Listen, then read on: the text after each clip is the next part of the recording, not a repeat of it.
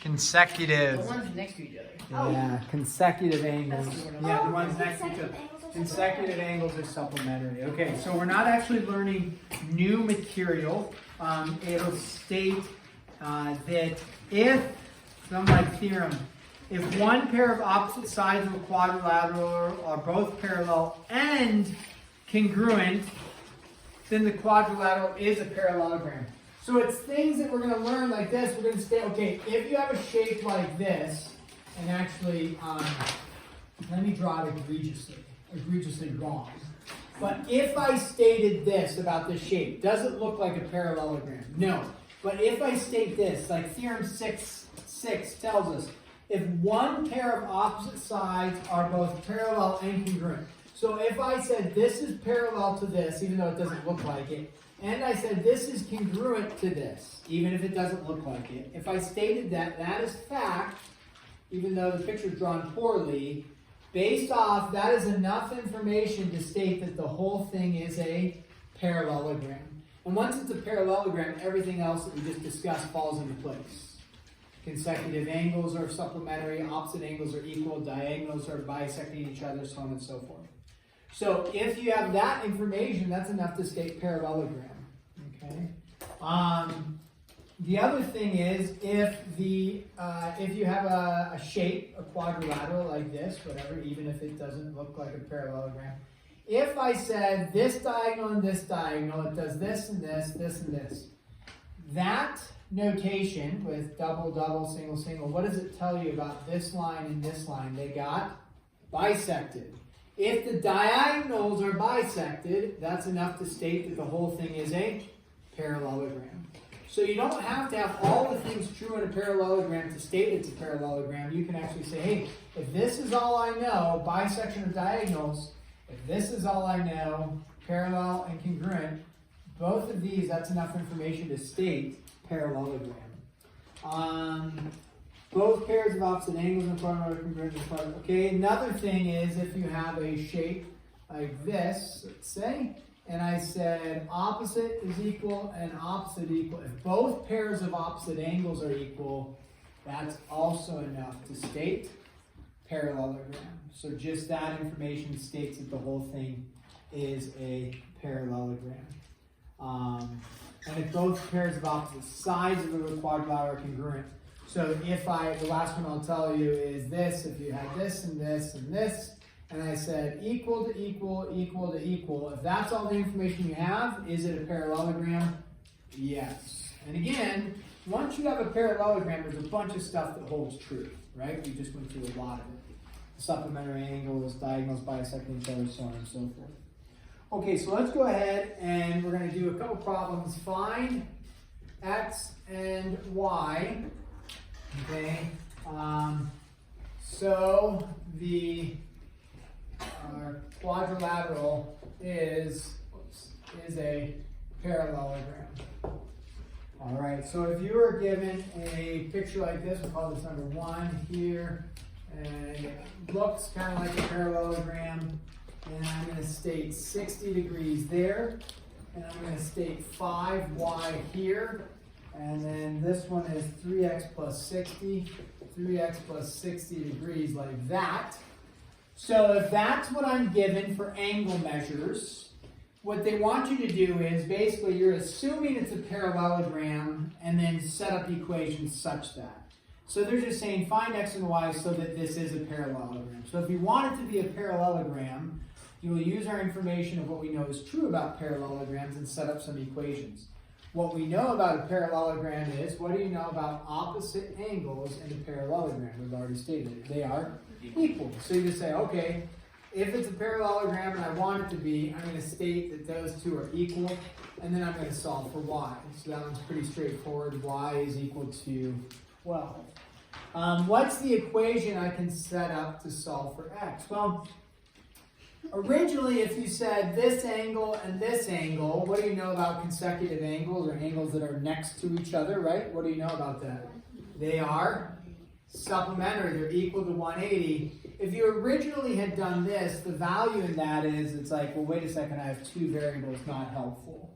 So what we, though, could state here is that this angle and this angle are also consecutive, and those ones added together equal 180. So get rid of the 5y and just say that that's 60, and then those ones are equal to 180.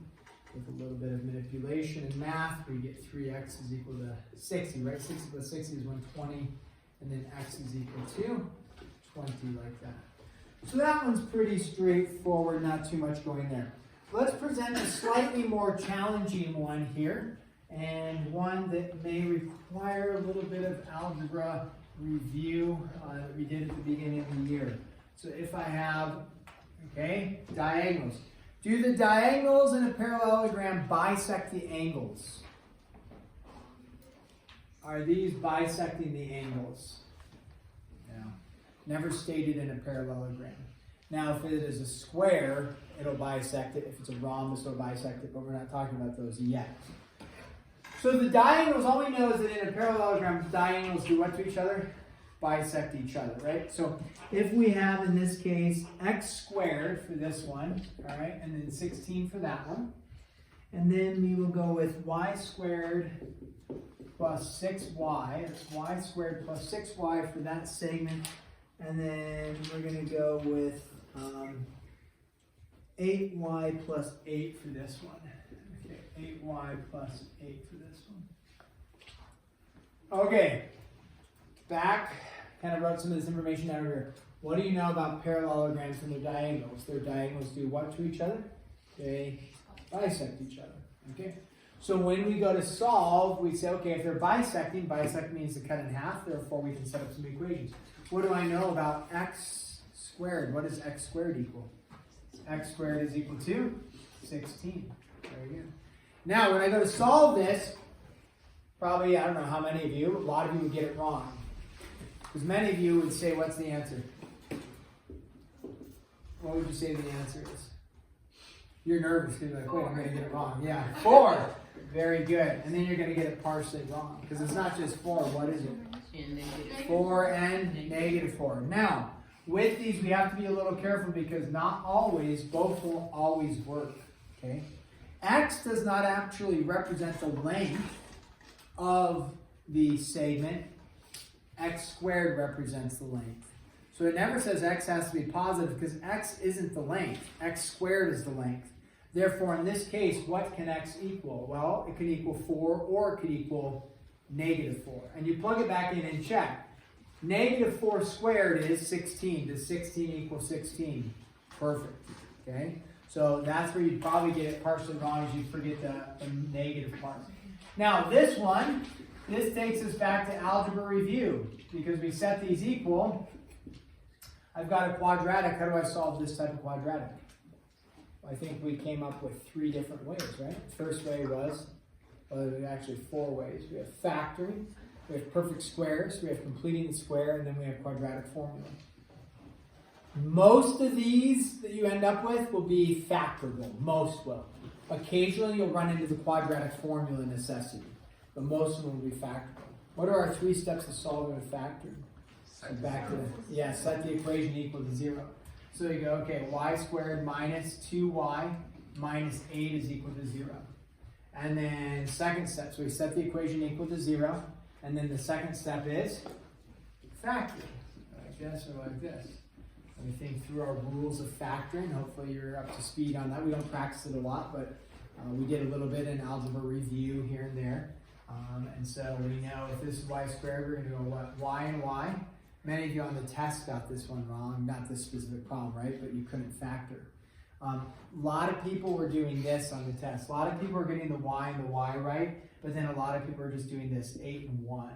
Okay, so that works for the y and y is y squared, 8 and 1 is 8. That's true, but the issue is that 8 and a 1 don't combine to get you to 2, right? So that's where you need to work on your factoring, is that you need to figure out what times what gives you a negative 8 added together gives you a negative 2. So what is it? Negative 4 and positive 2. You're not going to have tons of these, so if you still struggle with factoring, you'll miss some points here and there. Not foundational, but you'll miss some points here and there.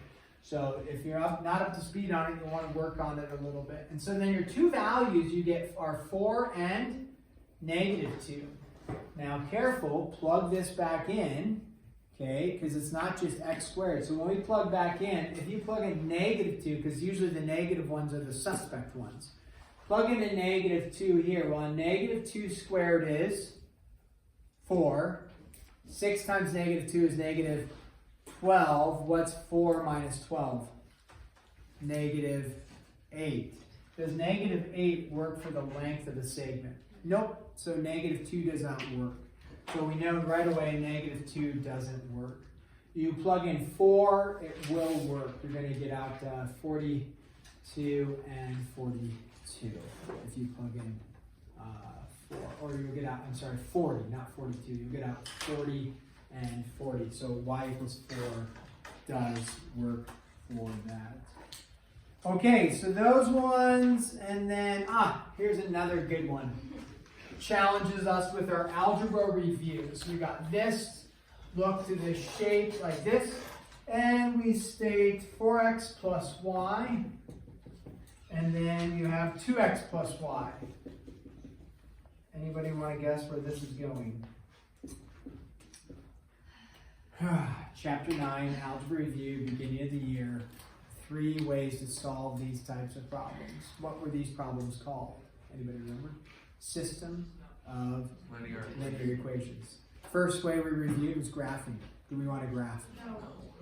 If you have a computer system or a graphing calculator, sure, punch it in, graph, look where they intersect.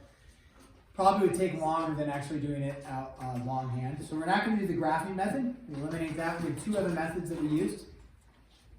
Substitution, which would work well up here, would work fine, or elimination. And elimination usually is the route I like to go.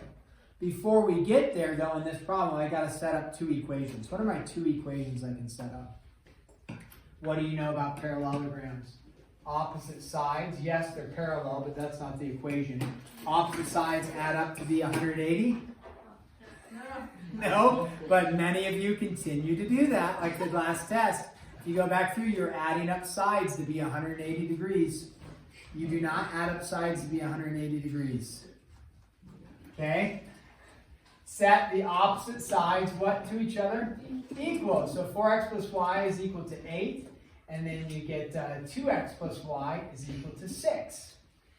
When you see this system of linear equations, 2 equations, 2 unknowns, it's either substitution or elimination. I personally like elimination the best if I can work with it. Some people like substitution. I like elimination. Works great when you have y and a y. And so then you just subtract like this equation from this equation. So this is review. If it's like, man, I struggle with that, a little bit of review could be helpful. Again, we're not having every single problem on your homework is going to be like this. Maybe you get 1 or 2 here and there. But you should, this is like a problem you should know how to do. So you get 2x, these cancel is equal to 2, x is equal to 1. And once you have x, you can just plug in to either equation and then solve for y. So 2 times 1 plus y is equal to 6. Y is equal to 4. And you can check it by plugging in and making sure that when you plug in like 1 and 4, you get out 8. And 1 and 4, and you get out 6, which is what you want. So that works. So review on the system of linear equations. If it's confusing for you, you need to go back and check it. Okay, the last one we're going to do is a classic mid-chapter assessment or test question, and it will be classic because it's going to state, and this time I will require some sort of, like I do on the other ones too, algebraic work, meaning you can't just draw a picture and then say yes or no. It's going to say determine if ABCD is a parallelogram. So is it a parallelogram? Now what they're going to give you is ABCD, this is the quadrilateral we're going to have, whatever number this is, 4. They're going to give you vertices, okay? The vertices are this. A is 2, 5. B is 5, 9. And C is 3, -1. and then D is going to be 6, 3. Okay. So what they want to know is, does this form a parallelogram? Lots of different ways we can prove parallelogram, right? So one thing is, it doesn't require you to draw a picture. I generally like to draw a picture so I know which lines I'm looking at and trying to figure some things out.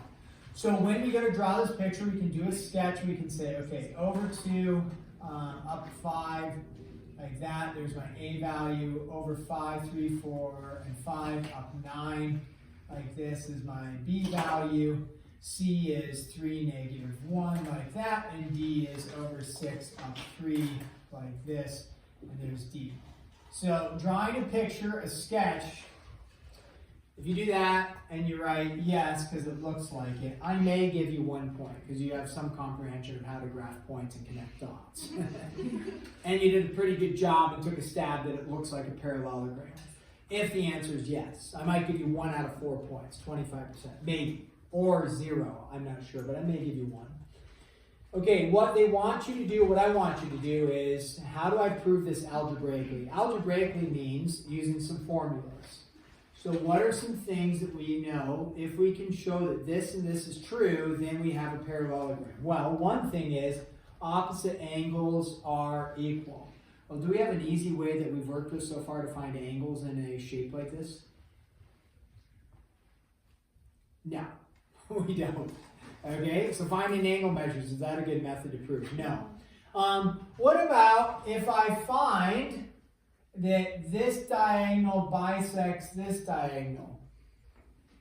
Okay, you could, but that means you need to figure out where they intersect, which is possible to mess around with that.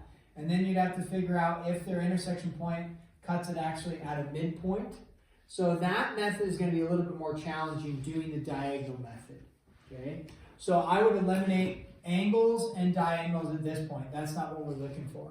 What other things can we look at to prove parallelogram? Yeah, Harry. Find the length of opposite sides. Okay, so if I find that this length is equal to this length, and this length is equal to this length, is that enough to prove parallelogram? You bet. What formula would I use to do that? Distance. Yeah, distance formula. Okay, so D is equal to, hopefully you guys are getting this one down, because doesn't this come up quite a bit? Or, on occasion, you bet. So that's one way. What's another method that we could do? Harry's right on that. What's another thing that we could do? So distances. We're not going to do the midpoint. Don't worry about midpoint. Don't throw that formula out. I mean, throw that out. We're not using it here. Slope formula? Yeah, what does the slope formula tell us? What does the slope formula tell us? Well, it tells us the slope, right? But what does the slope tell us? If this slope and this slope are the same, what does that tell us about the lines? They're parallel. So you could go a couple routes, right? If you can say this slope and this distance are the same as this slope and this distance, parallelogram. Opposite distances are both the same, parallelogram. Opposite slopes are all the same, okay? We're working into parallelogram. So that's what you need to work on, show for this. So let's just do, why don't we do the distance of AC, okay? So the distance of AC from here to here, and then we'll do the distance of BD, and then for practice, we'll do the slope of AC, and then the slope of BD on that as well, okay? Slope of BD. So distance formula, slope of AC. And remember, it is x2 minus x1, so you're looking at A and C. And so you're going to go 3 minus 2 squared plus negative 1 minus 5 squared. So this is going to be whatever, 1 squared plus, a negative 6 squared. And then that's going to be equal to square root of 37. I'm not worried about a decimal, I'm just worried about if square root of 37 matches with square root of whatever this is. All right, so BD is going to be the square root, right, of, you're just taking your B and your D and you're taking your X's. This is, hopefully, guys, this is all review for us. What is it, 9? I did 6 minus 5, yep, and then 9 minus 3. or 3 minus 9, it doesn't really matter because they're going to be squared. So you get out 1 squared and then plus a negative 6 squared. And sure enough, what do we get? 37 there. So is this distance the same as this distance? Check. Is that enough to prove parallelogram? No. You would either need to know this distance and this distance are both the same, then you've got a parallelogram, or slope and slope, distance and distance, and then we got a parallelogram. So let's do the slope of AC. The slope of AC is going to be y2 minus y1 over x2 minus x1, which was the 2. And this ends up being a nice slope of negative 6, like that. And then BD is going to be 3 minus 9 over 6 minus 5, which is going to be a negative 6 over 1. And sure enough, we get a negative 6. Parallelogram? Yes. Okay. If it was like 37 and 39, then you say, not a parallelogram. You wouldn't even have to go and show the slopes don't equal. You just show that this distance isn't the same as this distance, not a parallelogram. Or you show the slopes aren't the same, not a parallelogram. Okay? So those ones take a little bit of work, but make sure you got your distance formula or slope formula down and can work with them pretty quick. A very, very like probable MCA and test question. Very probable. Because it's forcing our hand in a little bit of algebra, right? So when you work on these problems, if you just bob it, okay, or you just say yes, I drew a picture. I'm not going to be grading your homework. Did you do the algebra? But we'll catch that on the MCA or the test. Did you do the distance formula and the slope formula? I would not mess around with angles. That requires more levels of math than we have. And I wouldn't mess around with bisecting diagonals at this point. Because it just takes a little bit more work. Okay. That is it.